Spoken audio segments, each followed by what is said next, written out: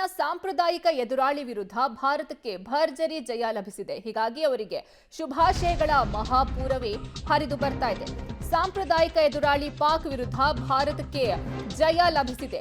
ಗೆದ್ದ ಟೀಂ ಇಂಡಿಯಾಗೆ ಶುಭಾಶಯಗಳ ಮಹಾಪೂರವೇ ಹರಿದು ಬರ್ತಿದೆ. ಕೇಂದ್ರ ಗೃಹ ಸಚಿವ ಅಮಿತ್ ಶಾ, ಕೇಂದ್ರ ಸಚಿವ ಎಚ್.ಡಿ. ಕುಮಾರಸ್ವಾಮಿ ಹಾಗೂ ಮುಖ್ಯಮಂತ್ರಿ ಸಿದ್ದರಾಮಯ್ಯ, ಡಿಸಿಎಂ ಡಿಕೆ ಶಿವಕುಮಾರ್ ಸೇರಿದಂತೆ ಅನೇಕರು ಅಭಿನಂದನೆಯನ್ನ ಸಲ್ಲಿಸಿದ್ದಾರೆ. ಇನ್ನು ಸಾಂಪ್ರದಾಯಿಕ ಎದುರಾಳಿ ಪಾಕಿಸ್ತಾನದ ವಿರುದ್ಧ ಭಾರತ ತಂಡ ಗೆದ್ದು ಬೀಗಿದೆ. ಹೀಗಾಗಿ ಅವರಿಗೆ ಶುಭಾಶಯಗಳ ಮಹಾಪೂರವೇ ಹರಿದು ಬರ್ತಾ ಇದೆ. ಕೇಂದ್ರ ಗೃಹ ಸಚಿವ ಅಮಿತ್ ಶಾ, ಕೇಂದ್ರ ಸಚಿವ H D. Kumaraswamy, CM Siddaramaiah, DCM D K Shivakumar ಸೇರಿದಂತೆ ಅನೇಕರು ಟ್ವೀಟ್ ಮಾಡುವ ಮೂಲಕ ತಮ್ಮ ಶುಭಾಶಯವನ್ನ ತಿಳಿಸಿದ್ದಾರೆ. ಎಕ್ಸ್ನಲ್ಲಿ ಪೋಸ್ಟ್ ಅನ್ನು ಹಾಕಿದ್ದಾರೆ.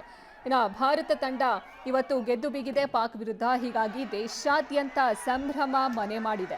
ಎಲ್ಲರೂ ಸಂಭ್ರಮಾಚರಣೆಯನ್ನ ಮಾಡ್ತಾ ಇದ್ದಾರೆ. ಭಾರತಕ್ಕೆ ಶುಭಾಶಯಗಳ ಮಹಾಪೂರವೇ ಈಗ ಹರಿದು ಬರ್ತಾ ಇದೆ. ಭಾರತಕ್ಕೆ 6 ವಿಕೆಟ್ಗಳ ಭರ್ಜರಿ ಜಯ ಲಭಿಸಿದೆ.